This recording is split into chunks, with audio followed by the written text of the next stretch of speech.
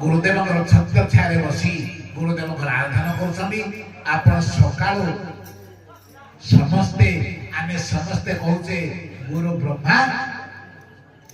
तापरे गुरु विष्णु गुरुदेव महेश्वर कहते ना नहीं गुरु होचन ब्रह्मा गुरु होचन विष्णु गुरु होचन महेश्वर जे गुरु से ब्रह्मा जे गुरु से विष्णु जे गुरु से महेश्वर। अच्छा ब्रह्मा को तो चारटा मुंड ना नहीं पांचटा थिला शिव था बाहर कि आम देखिबारे चारटा मुंड ना नहीं गुरुदेव मोर गोटे मुंड केमिति ब्रह्मा हेले बुझपार तो अच्छा विष्णु को हाथ देखा कहना कहला आपको डके आप कहे ना आम कहीं समस्या पकाऊ जोटा जोटा जानते आप कहे विष्णु को हाथ देखा गुरुदेव जोड़े हाथ से विष्णु हेले भगवान शंकर को आखि केता केता दीटा तो अंगनवाड़ी पचांडा खाई न रे अंगनवाड़ी पचांडा न खाइले पोका छोटा न खाइले ताली नहीं मिले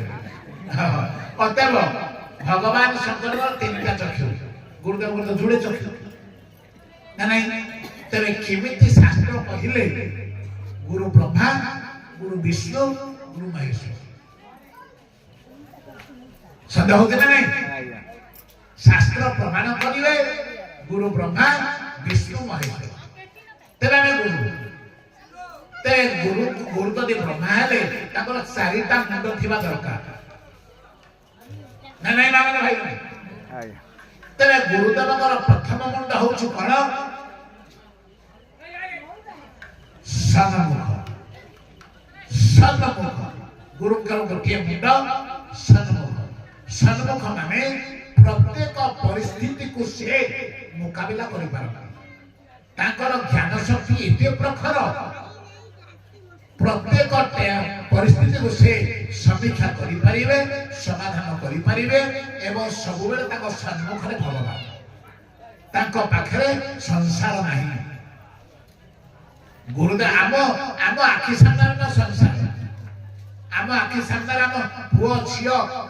स्त्री भाई मान कुटुंब आम आखि सामने सब नाचुछन जेते आमे भजन करिबा भगवान को मन पक्षा निमित्त पुआ से मुंडे बसु झिया से मुंडे बसु गोविंद को मन रखे को चेष्टा कले मन रहउनांती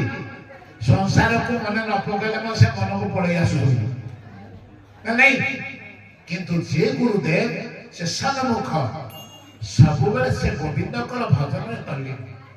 ताको सन्मुख रे सब बेले भगवान संसार नहीं विषय नहीं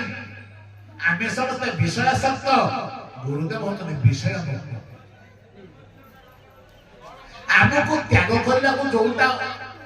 जन्म जन्मांतर परिश्रम कले असंभव गुरुदेव को त्याग करला सेटा सामान्य ना नहीं तेक्ता सुदुष्ट जसुरे स्वीकरात लक्ष्मी जो राजलक्ष्मी को पाइबा निमित्त देवता माने लड़ाई तो होती से परिका राज सिंहासन को परित्याग करी भगवान जंगल को चली नहीं जो गोप रे भगवान एते सुंदर विहार करुथिले पछक चली गले तिबे गुरुदेव तो सन्मुख गुरुदेव कर द्वितीय मुख होची प्रसन्न मुख गुरुदेव कर जिते ऊपर विपद पड़ू समस्या आसो सब से हर्ष केतले विषाद केतले खांडी पखेबो केतले मूर्छा ए सब ताकर जे गुरुदेव से सब प्रसन्न हर्ष कारण विषय भितर गुरुदेव थिले मध्य विषयटा तांको भितर न थाए विषय से तल्लीन हो जाते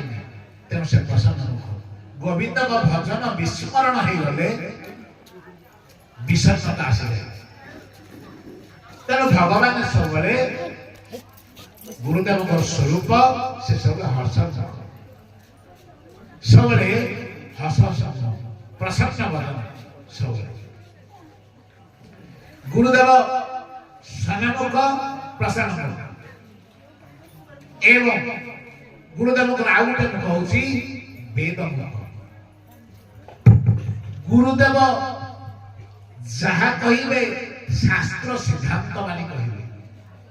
ठीक ना वेद मुख माने कौन आम प्रति गुरुदेव जहा उपदेश जहा बाणी सब शास्त्र साधन आमको विषय आनी गोविंद पाखे पहुंचे देवा निमित्त मुख दिन बाणी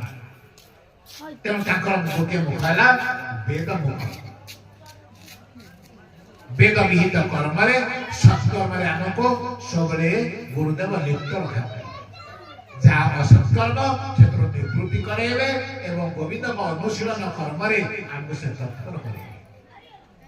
सनमुख प्रसन्नमुख एवं वेदमुख भगवान गुरुदेव आउ गोटे मुख हूँ